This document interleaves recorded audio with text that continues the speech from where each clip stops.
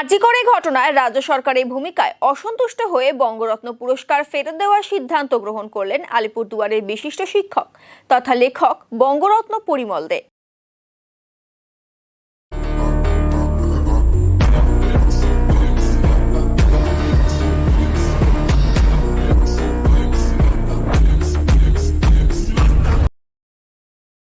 রবিবার সাংবাদিক সম্মেলন করে রাজ্য সরকার থেকে দেওয়া উপাধি বঙ্গরত্ন ফিরিয়ে দেওয়ার ঘোষণা করেন আলিপুরদুয়ারের প্রবীণ শিক্ষক ও লেখক পরিমল দে।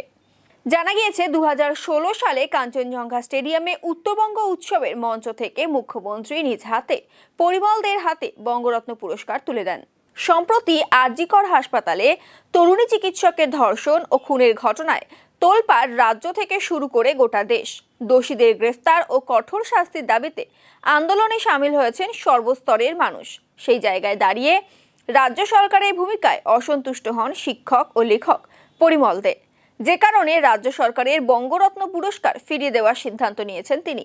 এদিন সাংবাদিক সম্মেলনে উপাধি ফেরত দেওয়ার পাশাপাশি সঙ্গে পুরস্কার হিসেবে পাওয়া 1 লক্ষ টাকাও তিনি ফেরত দেবেন বলে জানিয়েছেন।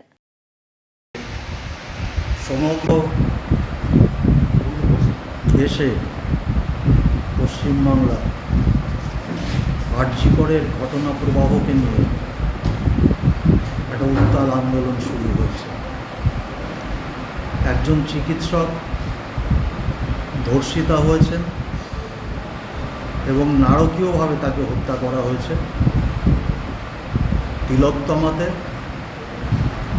তিলোত্তমা নিহত হয়েছে। জীবনানন্দ বলেছিলেন কল্লোলিনী তিলোত্তমা।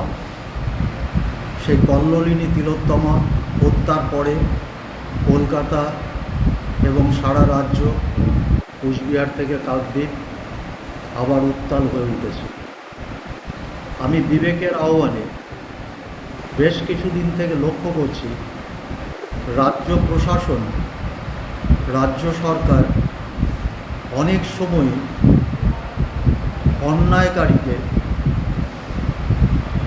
দুর্নীতিপরায়ণদের আশ্রয় দেওয়ার জন্যে হাইকোর্ট, সুপ্রিম কোর্ট পর্যন্ত দৌড়চ্ছে, যেটা বেদনাদায়ক। শ্রীমতী মমতা বন্দ্যোপাধ্যায় মাননীয় মুখ্যমন্ত্রীর প্রতি আমার পূর্ণ শ্রদ্ধা আছে। ব্যক্তিগতভাবে তার সঙ্গে আমার কোনো বিরাগ ভাজনের বিষয় নেই, বিতৃষ্ণারও বিষয় নেই। কিন্তু বিষয়টা হলো রাজ্য জুড়ে আইন শৃঙ্খলার অভাব।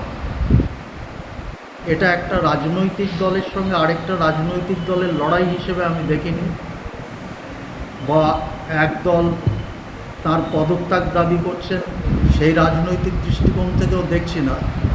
আমি মনে করছি পশ্চিমবাংলার সমাজটাই অনেকটাই নষ্ট হয়েছে, পচে গলে গেছে। যে সমাজে নারকীয় হত্যাকাণ্ড, ধর্ষণ যখন তখন হচ্ছে, চিকিৎসকের পর্যন্ত নিরাপত্তা নেই। মুখ্যমন্ত্রী 2016 সালে নিজে হাতে আমাকে বঙ্গরত্ন পুরস্কার তুলে দিয়েছিলেন শিলিগুড়ির কাঞ্চনজঙ্ঘা স্টেডিয়ামে। আমি ব্যথিত, মর্মাহত, দুঃখিত ও লজ্জিত। বাংলার বর্তমান ঘটনা প্রবাহে আমি বঙ্গরত্ন প্রত্যাহার করছি। এর প্রতিবাদে যে তিলোত্তমার আত্মা শান্তি লাভ করুক, ওর পিতামাতার অন্তরে শান্তি আসুক, আবহমানকালের বাঙালি বঙ্গবাসী যারা মাঠে ময়দানে নেবে আজকে আন্দোলন করছেন, তাদের প্রতি সহমর্মিতা বশত আমি প্রতিবাদ স্বরূপ অসুস্থতার কারণে নিজের রাস্তায় নামতে পারছি না। আমি বঙ্গরত্নটা প্রত্যাখ্যান করে আমার প্রতিবাদ জানালাম। আমাকে 1 লক্ষ টাকার একটা চেক দেওয়া হয়েছিল বঙ্গরত্নের সাম্মানিক হিসেবে। আমি আগামীকাল ট্রেজারি অফিসারের সঙ্গে কথা বলবো। যে অ্যাকাউন্ট থেকে দেওয়া হয়েছিল সেটার নাম উত্তরবঙ্গ উৎসব কমিটি। ওটা স্থায়ী অ্যাকাউন্ট কিনা আমার জানা নেই। যদি স্থায়ী অ্যাকাউন্ট হয়ে থাকে আমি খোঁজ নিয়ে সেখানে আগামীকালই 1 লক্ষ টাকার চেক জমা দিয়ে দেব। অথবা যদি সেই অ্যাকাউন্টটি বর্তমান না থাকে তাহলে কিভাবে টাকাটা ফেরত দেওয়া যায় সেটা আমি ট্রেজারি অফিসারের কাছ থেকে একটু বুঝে নেওয়ার চেষ্টা করি। আমার অন্তরাত্মায় বেদনা।